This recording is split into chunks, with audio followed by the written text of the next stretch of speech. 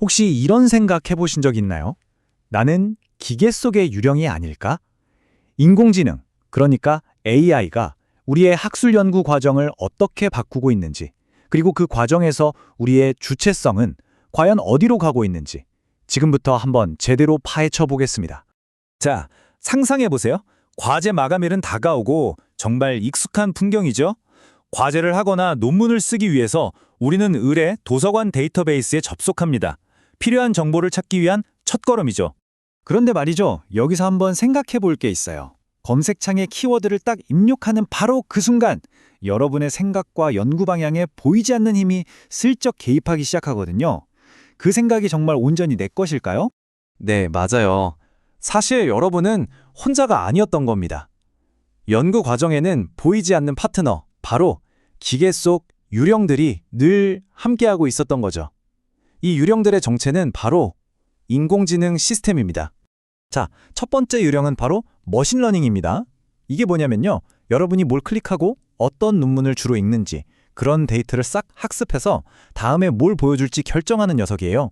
그러니까 여러분이 보는 검색 결과 순서 있죠? 그게 바로 이 머신러닝에 의해 아주 미묘하게 조정된 거라는 거죠. 그리고 두 번째 유령, 바로 거대 언어 모델. 우리가 흔히 LLM이라고 부르는 친구들이죠. 얘네는 복잡한 논문을 몇 줄로 딱 요약해주거나 연구 결과를 해석해주는, 정보를 재가공해주는 역할을 해요. 언뜻 보면 우리가 정보를 이해하는 걸 도와주는 것 같죠? 자, 마지막으로 가장 강력한 유령이 등장합니다. 바로 생성형 AI. 이 녀석들은요, 단순히 정보를 요약하는 수준을 넘어서요, 아예 새로운 컨텐츠를 창조해냅니다. 간단한 질문 하나만 던져도 막 상세한 보고서를 뚝딱 만들어내죠. 와, 이게 연구 속도를 정말 어마어마하게 높여주는 건 맞아요. 하지만 동시에 정보의 진짜 출처를 막 흐릿하게 만들어서 우리가 비판적으로 검증하는 걸 아주 어렵게 만드는 그런 그림자이기도 합니다. 자, 여기서 진짜 흥미로운 점은요, 이 유령들이 무슨 먼 미래의 이야기가 아니라는 거예요. 지금 이 슬라이드 좀 보세요. 스코퍼스, 앱스코호스트, 프로퀘스트 어때요? 다들 한 번쯤 써보셨죠?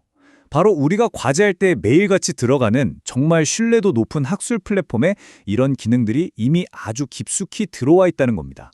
그래서 이 모든 이야기의 핵심이 바로 이겁니다. AI가 우리 연구에 들어온다는 건 그냥 새로운 도구가 하나 추가되는 그런 단순한 문제가 아니에요.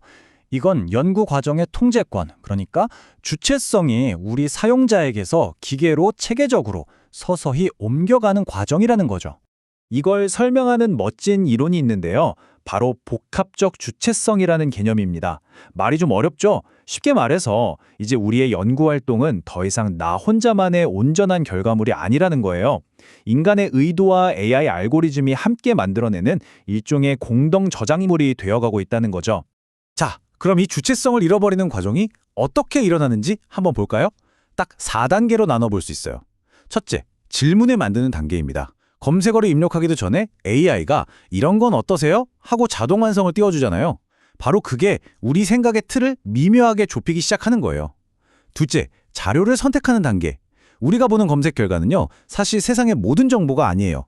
알고리즘이 이게 중요해 라고 판단해서 미리 싹 걸러놓은 목록일 뿐이죠. 우리는 그 안에서만 선택하는 셈이고요. 셋째, 정보를 종합하는 단계. AI 요약 기능, 정말 편리하죠? 하지만 우리가 직접 텍스트랑 씨름하면서 얻는 그 깊이 있는 해석의 과정을 건너뛰게 만들어요. 결국 인지적인 노동을 AI에게 맡겨버리는 거죠. 그리고 마지막, 검증 단계. 생성형 AI가 아주 그럴듯하게 하지만 출처는 불분명한 답을 내놓을 때 우리는 그게 진짜인지 가짜인지 가려내 비판적인 능력마저 빼앗길 수 있다는 겁니다. 와, 이렇게 듣고 보니 좀 암울하게 느껴지시나요? 하지만 여기서 이야기가 끝나면 안 되겠죠? 다행히 우리에게는 선택권이 있습니다.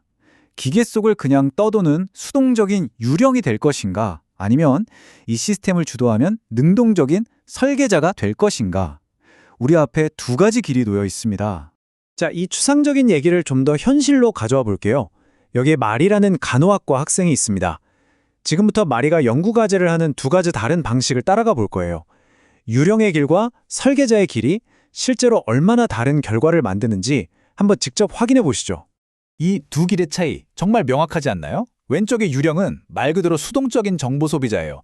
AI가 보여주는 최상의 결과를 의심 없이 받아들이고, AI가 요약해준 내용으로 그냥 독서를 대신해버리죠. 반면에 오른쪽의 설계자는 완전히 다릅니다. 능동적인 연구의 주인이죠. 검색 필터를 써서 알고리즘을 자기가 원하는 방향으로 적극적으로 끌고 가고 AI 요약은 어디 한번 볼까? 하는 비판적인 태도로 검토하면서 더 깊이 파고들기 위한 출발점으로만 삼아요. 결국 한 명은 AI와 함께 뭔가를 만들어내긴 하는데 자기가 뭘 했는지도 잘 모르는 거고 다른 한 명은 AI를 도구로 써서 온전히 자기만의 결과물을 만들어내는 겁니다. 최종 판단을 누가 하느냐, 바로 그 차이죠. 실제로 한 공학도 학생이 남긴 말이 정말 인상 깊어요. 우리는 지름길을 찾으러 온 게 아니라 협력하고 문제를 해결하는 법을 배우러 왔어요. 바로 이겁니다. 이게 바로 주체성과 비판적 사고가 왜 중요한지를 보여주는 핵심인 거죠.